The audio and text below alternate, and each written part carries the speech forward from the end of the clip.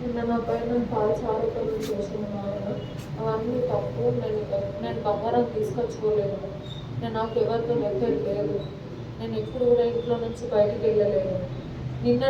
మొన్న నేను నా భయం నా సెల్ఫ్ నా కోసమే నేను వెళ్ళిపోయినా, అంటే నన్ను కొడతాడని చెప్పేసి. మా బావ మొన్న భారత్ రమేష్ మా బావ మా ఆయన వాళ్ళ అన్నయ్య నన్ను దగ్గర నుంచి ఫోన్ లాక్కొని తీసుకెళ్ళిండు. నా బాబుని కూడా నా దగ్గర నుంచి తీసుకెళ్తా అని చెప్తేనే నేను బాబుని తీసుకొని వెళ్ళిపోయినా డాడీ కొంచెం. మా డాడీకి కూడా నేను మాట్లాడనివ్వలేదు. రిక్వెస్ట్ చేస్తేనే మా మనోజ్ బావ అనేసి పెద్ద బావ ఆయనకి ఫోన్ రిక్వెస్ట్ చేస్తేనే ఫోన్ ఇచ్చింది. డాడీతో మాట్లాడి డాడీ నన్ను తీసుకెళ్ళు డాడీ, నన్ను కొడతారు, నేను మొన్నటి నుంచి నన్ను టార్చర్ పెడుతున్నాడు అంటే మా డాడీ వచ్చి నన్ను తీసుకెళ్ళిండు. కానీ నేను బంగారం ఏం తీసుకెళ్ళలేదు. నేను వచ్చేటప్పుడు మా పెద్ద తోడుకోడలు ఉన్నారు, మా పెద్దక్క సంగీత, ఇంకొక తోడుకోడలు కూడా ఉన్నారు. నా ఇద్దరు తోడుకోడలతోనే నేను ఉన్నా ఇంట్లో. మా చిన్నమ్మతో సహా నేను వచ్చిన. వాళ్ళ ముందే డ్రెస్సెస్ తీసుకున్నా నేను. కానీ నేను ఎవరితో నాకు సంబంధం లేదు, నాకేం ప్రాబ్లం లేదు. మా ఆయననే నన్ను కొడతా ఉంటాడు. ఇప్పుడు కాదు, నన్ను 3 సంవత్సరాల నుంచి డివోర్స్ ఇస్తారు. గలీజ్గా మాటలు అన్నాడు. నా వైఫ్ మీద ఎవరన్నా రేటు కడతారా అన్న? నా పైన కూడా రేటు కట్టింది ఆయన. రేటు కట్టిందన్న మాట్లాడినా కానీ నేను ఆయనతోనే ఉన్నా కానీ నేను ఆయన దగ్గర నుంచి వచ్చేయలేదు. డాడీతో కూడా నేను చెప్పుకోలేదు నన్ను ఇట్లా హరాస్ చేస్తున్నాడు డాడీ అని చెప్పేసి. మొన్న కూడా నా పైన ఫాల్స్ కేసు వేయించిండు అల్జాపూర్ సాయికిరణ్ అని. మొన్న నేను ఆయన పైన మళ్ళీ కేసు స్ట్రాంగ్ చేయడానికి చెప్పేసి ఆ వీడియో మొత్తం నన్ను వైరల్ చేస్తున్నారు. అది కావాలనే చేస్తున్నారు, వాళ్ళే ఫోన్ చేయించినారు. మా బావ నా పక్క నుండి వీడియో కాల్ చేయు ఆయనకి, మళ్ళీ ఆ వీడియో కాల్తో స్ట్రాంగ్ అవుతుంది అని చెప్పేసి చెప్పిందనే నేను అట్లా మాట్లాడాను. నేను ఆయనతో మళ్ళీ సంబంధం ఏం లేదు. నేను అందరితో మంచిగానే మాట్లాడతాను. అందరు మా హాయ్ అక్క అనే మాట్లాడతారు, నేను అన్న అనే మాట్లాడతాను. మార్కెట్లో అందరు నన్ను బాగానే మాట్లాడతారు. మా ఆయన వాళ్ళ ఫ్రెండ్స్ అయినా సరే, ఇంట్లో అయినా సరే నన్ను అందరూ బాగానే మాట్లాడతారు. నేను ఎవరితో సంబంధాలు పెట్టుకోలేదు. మా ఆయన వాట్సాప్ పెట్టుకుంటాడు, స్విచ్ అకౌంట్ ఉంటుంది నాది, ఇన్స్టాగ్రామ్ స్విచ్ అకౌంట్ ఉంటుంది, ఫేస్బుక్ ఉంటుంది, ఇంకా లొకేషన్ గూగుల్ మ్యాప్ పెట్టుకుంటాడు. నేను ఎక్కడికి వెళ్ళినా నేను మా డాడీ వాళ్ళ ఇంటికి వెళ్ళినా మ్యాప్ చూసుకొని నేను కొంచెం దారి తప్పి ట్రాఫిక్ ఉందని పక్కకు గల్లీలో నుంచి వెళ్ళినా కానీ నువ్వు అక్కడి నుంచి ఎందుకు వెళ్ళినావు అని వీడియో కాల్ చేసి మాట్లాడతాడు. ఇంట్లో ఉన్నా కానీ నువ్వు ఎందుకు, ఏం చేస్తున్నావు, 2 నిమిషాలకు ఒకసారి వీడియో కాల్ చేయడం. ఇట్లనే ఎప్పుడు డౌట్లోనే ఉంటాడు. నన్ను కొట్టింది కూడా ఉంది. మా డాడీ ఫోన్లో తీసుకున్నాడు. ఒకసారి బాగా చేస్తే అమ్మ లాయర్ దగ్గరికి వెళ్ళి మాట్లాడదాం బిడ్డ, ఓకే నువ్వు కూడా ఎన్ని రోజులు తన్నులు తింటావని చెప్పేసి లాయర్ దగ్గరికి తీసుకెళ్ళి నన్ను రాత్రి మొత్తం కొట్టింది ఆయన.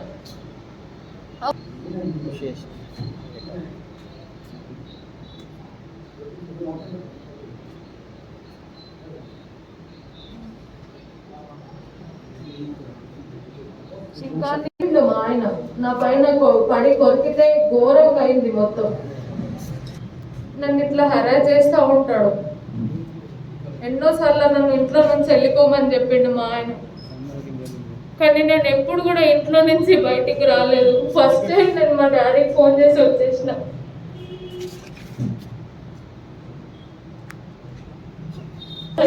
రాలేదు, నేను దొంగతనం కూడా చేయలేదు, నాకు ఎవరితో కూడా ఎఫ్ఐఆర్ లేదు. మార్కెట్లో నన్ను గలీజ్గా చేసేసిండు. నా ప్రమేయం లేకుండానే మొన్న నాతో కేసు వేయించిండు. నేను సిగ్నేచర్ చేయలేదు. నన్ను బెదిరించి మరీ నన్ను స్టేషన్కి రమ్మని చెప్పిండ్రు. మా రమేష్ బావ councillor, 36 ward councillor Bharat Ramesh, మా ఆయన ఇద్దరు కలిసి నన్ను ఇట్లా కావాలని ఇరికిస్తున్నారు, నన్ను బ్లేమ్ చేస్తున్నారు. నేనేం కావాలని, నాకెవరితో సంబంధాలు లేవు, నాకెవరితో నేను మాట్లాడను. అంత ఏ ప్రెసిడెంట్ కూడా నేను నా కోసం కాదు, పిల్లల గురించి కూడా ఆలోచించకుండా నన్ను మొత్తం మార్కెట్లోకి లాగేసిండు ఆయన. నేను డాడీకి ఫోన్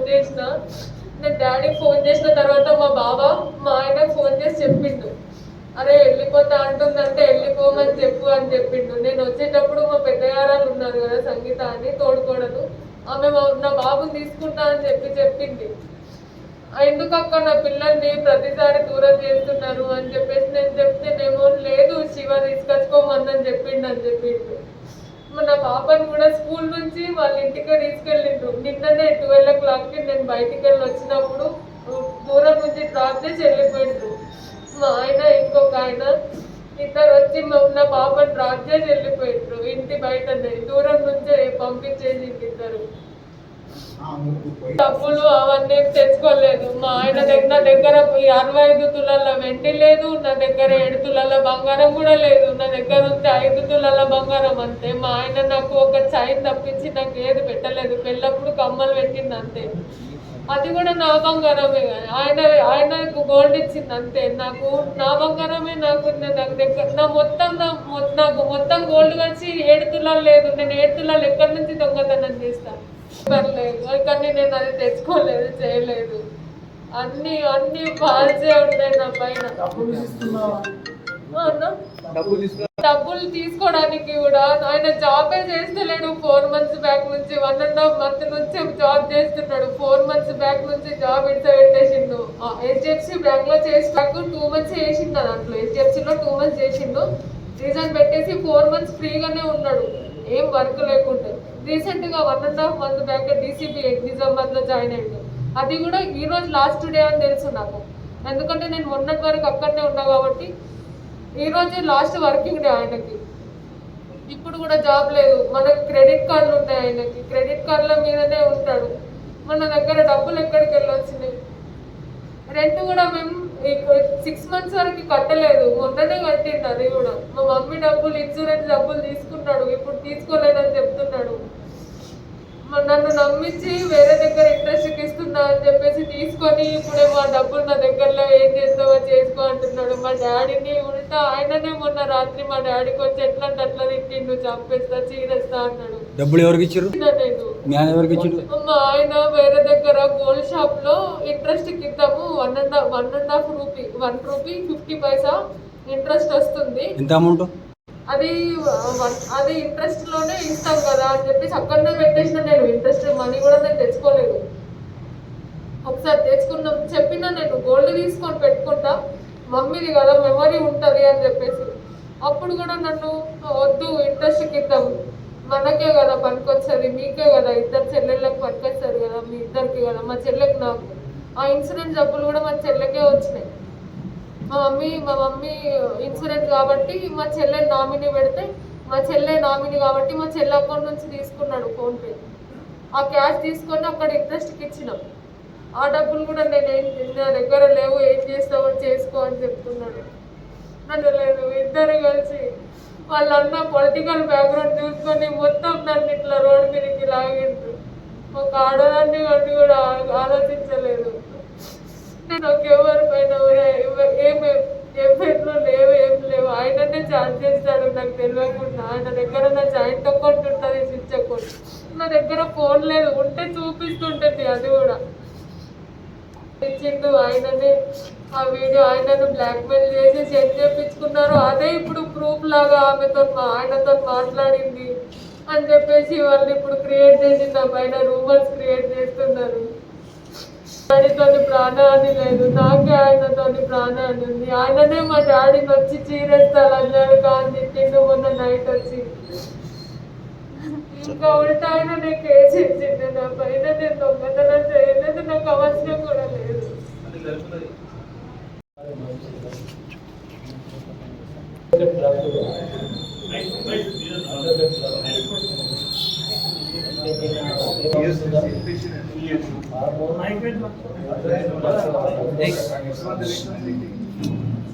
నిన్న భారత్ శివకుమార్ అల్లుడు కంప్లైంట్ ఇచ్చిన పోలీస్ స్టేషన్లో. తర్వాత ప్లస్ ఎంసీఎన్ల తర్వాత వేరే దిశ పేపర్లో వేసింది అలిగేషన్స్ మొత్తం తప్పులు, అబద్ధం. తర్వాత మా పాప ఇంట్లో నుంచి వచ్చినప్పుడు వాటి బట్టలతోనే వచ్చింది. బంగారం తీసుకురావాలి, 7 తులాల బంగారం తీసుకురావాలి, తర్వాత డబ్బులు తీసుకురావాలి 2,25,000, 62 తులాల గోల్డ్ వెండి, తర్వాత పేపర్లు, లాట్ పేపర్లు ఏం తీసుకురాలే, వాటి బట్టలతోనే ఏమో వచ్చింది. నేను తొలకసుకున్నాను. అయితే ఉంటే ఏమో చంపేస్తానని చెప్పి ఆ భయంతోనే ఏమో నేను తొలకసుకున్నా. కాల్ చేస్తేనే పోయినా నేను వాళ్ళ ఇంటికి. తర్వాత నిన్న ఇచ్చిన కంప్లైంట్ మొత్తం అలిగేషన్ మొత్తం తప్పు. నేను అతను మొన్న శనివారం రాత్రి ఏమో వచ్చి 11 గంటలు అయిపోయింది. ఆ సమయం వచ్చి ఏమో 3:30. అయితే బాబుకి ఇవ్వమంటే నేనన్నా, బాబు ఎవరు తల్లి దగ్గర ఉన్నది, పాప మీ దగ్గర ఉన్నది, నువ్వు ఏమవుతావు తండ్రి, మరి తల్లి దగ్గర ఉన్నారు కదా, రేపు మాట్లాడదాం. తల్లి దగ్గర బాబు ఉన్నది, తండ్రి దగ్గర పాప ఉన్నది, అయితే ఏమవుతుంది ఉంటానని చెప్పి మాట్లాడినా. అయితే నాకే ఏమో బుద్ధ బలవడతా, లంజవడక, నీకు అంతి చూసా, నేను చంపేస్తా, అట్లా ఇట్లా అని చెప్పి నాకు బెదిరించి పోయినాడు. తర్వాత నిన్న ఏమో కంప్లైంట్ ఇచ్చింది పోలీస్ స్టేషన్లో, ఇట్లా ఎత్తుకుపోయింది, మా మామ ఏమో చంపేస్తా అని చెప్పి బెదిరించిండు, కేసులు పెడతా అని చెప్పి బెదిరించిండు, కోర్టులో పని చేస్తా అంటే. అసలు అలిగేషన్ అసలు అవి తప్పు, మొత్తం టోటల్ తప్పు. అతనే వాళ్ళు నలుగురు, నాకు ఏంటంటే ఒక తమ్ముడు, మా పని మేము చేసుకుంటాం. మా తమ్ముడు కూడా గోల్డ్ షాప్లో ఉంటాడు. పొద్దున్న లేవగానే మా పని మేము చేసుకుంటూ వెళ్ళిపోతాం. మాకు వాళ్ళ లెక్క ఏమో 4-6 అన్నదమ్ములు లేరు, సపోర్ట్ లేరు మనకు. వాళ్ళ బ్రదర్ రాజకీయ కౌన్సిలర్, అతను వాళ్ళ అండతోనే ఏమో ఇంతని ఎగురుతున్నాడు. అతను ఏమనుకుంటున్నాడు ఏమో. అవన్నీ అలిగేషన్స్ తప్పు, ఈ అబద్ధం మొత్తం. భారత్ శివకుమార్ ఇచ్చిన కంప్లైంట్ పోలీస్ స్టేషన్లో, దాంట్లో కంప్లైంట్లో రాసిన అన్నీ ఏమో అబద్ధాలు. పోలీస్ వారు కూడా సార్లు చూసి ఏమో నాకు న్యాయం చేయగలరు. మా పాపను కూడా ఏంటంటే విచారం చేయాలి, మీరు మా పాపను న్యాయం చేయగలరని మనవి ప్రార్థన. ప్లీజ్ సార్, దయచేయండి సార్, ప్లీజ్.